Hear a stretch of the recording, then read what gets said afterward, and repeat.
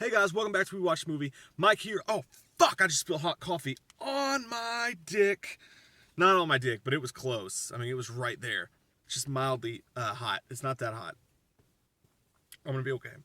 Anyways, that's fucking instant karma. God's like, stop making videos. You are spreading dick jokes and awfulness across the world, and God wants you to stop now. Anyways, The Killing Joke, guys. I wanted to talk about this because, as you know, I love DC animated films. I just watched it, and I just read up on what other people were saying about it, and I'm just like, it's just the typical bullshit with these movies, man. What I'm going to do is I'm going to talk about it. I'm going to do a non-spoiler. I'm going to talk no spoilers for a few minutes. And then before I get into the spoilers, I'll warn you guys and let you know so that you guys can click off of this bitch before the spoilers come out. But there's like a weird shadow I can't escape. I'm trying to escape wherever that shadow's coming from. It's fucking pissing me off. We're gonna have to move. Yep. God damn it. So yeah, it's The Killing Joke. It's based off of one of the most famous Batman novels of all time, and I won't even go into what that's about because if you haven't read the novel and you want to go in blind, probably the best way to see this. There's going to be two different views on this whole thing. If you know what happens in the comic book and you go into this watching it, you're going to feel one way. If you don't know what happens, honestly, you're probably going to like it a lot more. What this movie has is it has Watchmen syndrome in the case that Watchmen's a really great movie and it looks awesome. It's what you want, what you think you want. It's a faithful adaptation of the comic book, but it's so faithful that if you read the comic book right before you see it, sometimes it may not, just the story just may not jump out to you the way that you want it to. It doesn't have the same feel to it when you don't know what's going to happen next. So in a way it takes away from the fun, but you've got to respect the way it's done. Now the second half of this movie is done almost to a T to the actual graphic novel itself with some slight changes here and there. But for the most part, it is. Let's talk about the animation in this. It's got a strange look to it, because I'm going to be honest with you. It's not nearly as detailed or as vibrant to me as even the darker pictures were in the comic book. It's very simple looking animation. Now, I can't draw a fucking stick figure in a box taking a shit on a sidewalk, but for me, looking at the other Batman animations, sometimes they go too far into anime territory. Sometimes they're spot on and they look just fucking great, which is most of the case with DC animation. But yeah, it's just kind of basic. I mean, it's not bad. It's just, it's not, the comic books just, there's something special about the way the comic book looks, and they didn't even go for that. Like, it's very undetailed in certain things, especially on the costumes. Like, Batman's costume is just one of the plainest things ever. It's the same look and size and everything as it is in the comic book, but there's just not some detail to it. It's very strange. But this doesn't do enough to take away from the movie. A lot of times the animation's perfectly fine, and the Joker looks great. There's those iconic images throughout the movie.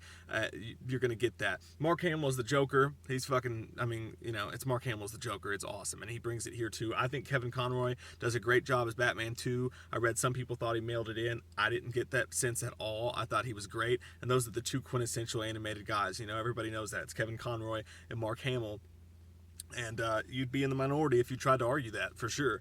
The first half of this movie is not at all a faithful adaptation to the comic book. It's a whole new story. They give Barbara Gordon and Batman this backstory, and what it is Barbara Gordon's his sidekick, as you know, Batgirl, and there's this guy named Paris Franz, literally a bad guy named Paris Franz, which you could have picked a better bad guy, but this guy's like sick and sadistic, and he really just wants to bang Batgirl, but like he wants to like do her like King Joffrey would do her. Like he just wants to, you know, hurt her and like, you know, do weird shit like make her eat Burger King while he does her from behind someplace uncomfortable like the backseat of a Volkswagen while his mom watches. Like he wants to do weird shit to her. Like he's got a really, really creepy fetish for her.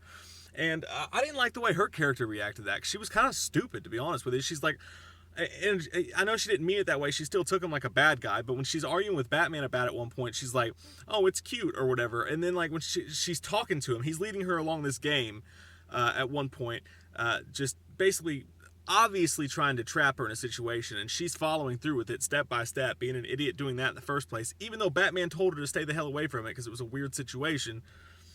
She just acts kind of like an idiot. I didn't like that characterization of her at that moment, and she's like talking to him on the phone. She's like, "Well, where's the next clue?" Almost like she thought it was kind of cute the way he was being the way he was. He's meant to be sadistic and fucked up and scary, and the character didn't come across scary enough. He came across like a petulant child that you just wanted to punch in the fucking nose. But somehow in the movie, he got the best of her and Batman at least once, which I didn't like that either. But yeah, I didn't like some of her character decisions in this movie. They didn't make any sense. There's a big, huge, everybody's freaking out for some fucking reason about one scene in the movie that I'll talk about when we get to the spoilers, and it's not that big of a deal. We'll talk about that when we get to the spoilers, but she's got a complicated issue with Batman. I'll just say that. And you probably know, but I'm not taking risks today. She has a complicated situation with Batman. We'll just put it that way. But yeah, it's like a half an hour of the story before the Joker ever shows up, and that's fine. It wasn't a terrible story. It was just kind of a whatever middle of the road story. And DC animated films are so good. A lot of times they will have those moments in them, but they come back from them with the great moments and the surprises later on. The team ups or whoever they're fighting, they usually can come back from those moments rather easily. In this one, it kind of hurts it a little bit because you're adding story to this huge, like, beloved story. So it changes things just a little bit. It doesn't bother me that much, but there's a scene where the Killing Joke almost starts. I think it starts right about with Batman walking into Arkham and sitting down in front of Joker and being like, "We need to talk. This has to end between me and you.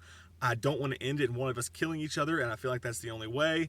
And what's special about that is that you could tell Batman had been retrospectively thinking about the Joker and the philosophy behind the way that they go at things with each other, and came to the conclusion that he's so scared of what's going to happen between those two, he goes in there and tries to make some sort of peace with the Joker. To me, that's so much more special, knowing that Batman did that out of the pages of the comic book or off the scenes of the movie. It adds so much weight to it. In this, they tie in like he finds a crime that Joker may have had something to do with, and then he goes to Arkham to talk to him about that, and this dialogue comes out, and again, it's almost word for word, but it doesn't have the same impact. It doesn't leave the same to the imagination as the comic book did, and I felt like it was lacking there.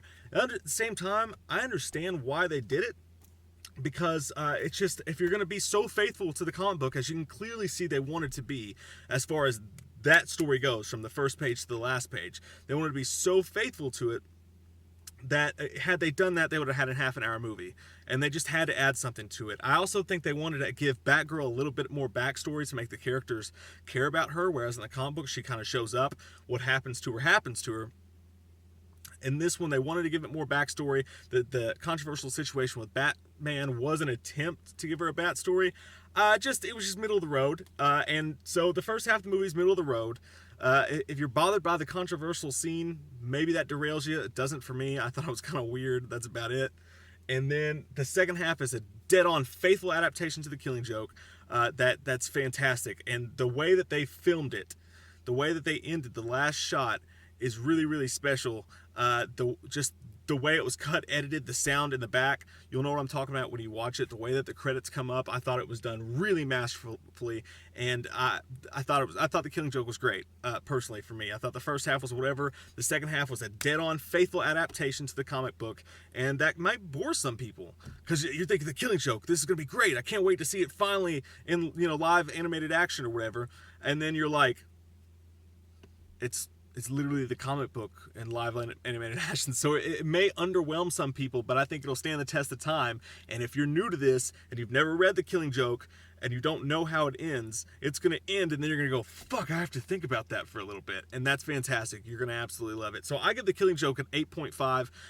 That's exactly how I feel about it. Faithful adaptations might underwhelm some people that adaptation, the comic book, is a 10, and they translate it really well to the screen. Minus, I would like the animation to be a little bit better. So there's half a point off right there, and then a point off for the just middle of the road first 20 minutes or so of the movie. It's not non-interesting. I don't hate it, but it just unnecessary. I think they just could have done a little bit better with that. So yeah, I'm gonna give it an 8.5. Now getting into spoilers. I'll give you guys a chance to get out of here. I love your faces if you're leaving, but going on to the spoilers. Everybody's pissed because Batman bangs Batwoman. He gave her the bat dick.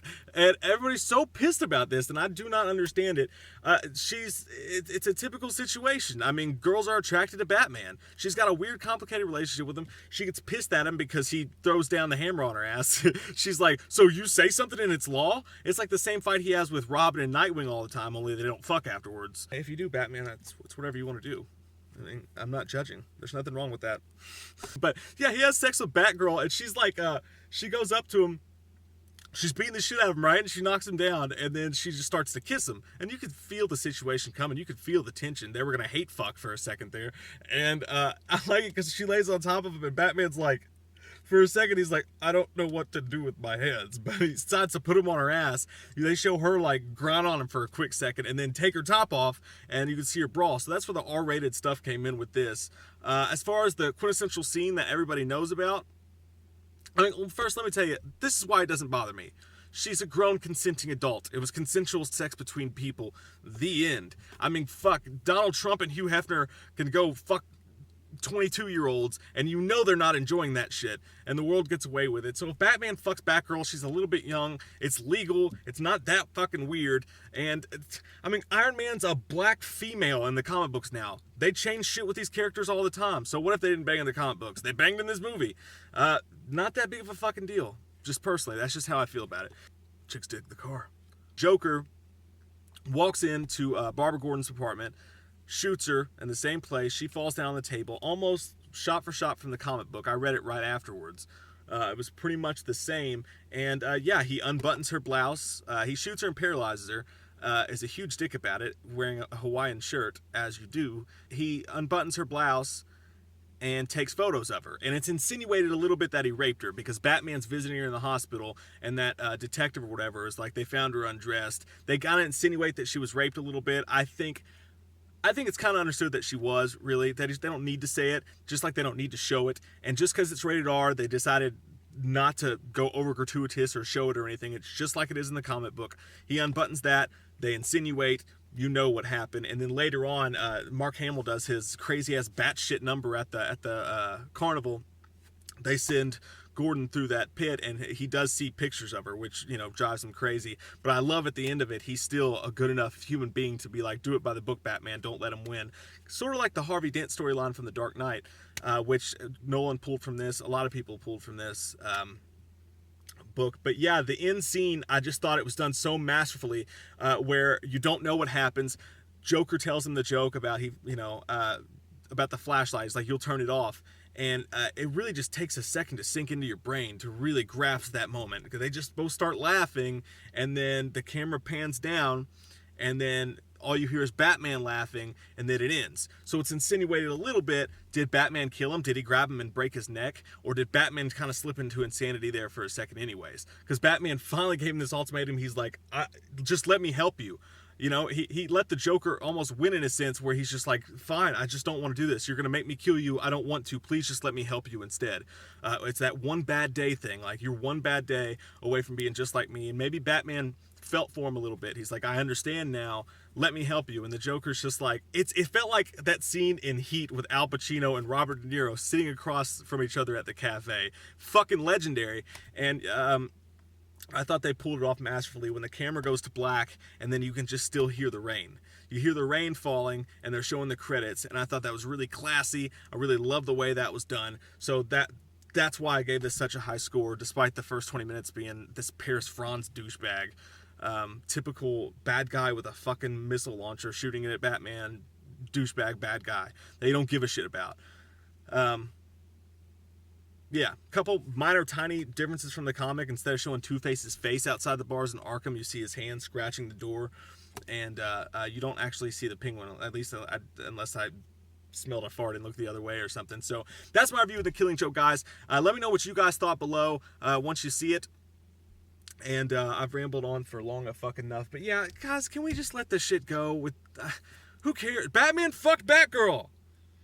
I'm still gonna eat my fucking breakfast tomorrow. What's the big fucking deal? They wanted to make it so that where Barbara just kind of storms into the book and all of a sudden she's the emotional anchor, for non-hardcore fans, they wanted to give Batman a reason to get really fucking Jean-Claude Van Damme pissed off about the fact that something bad happened to his girl.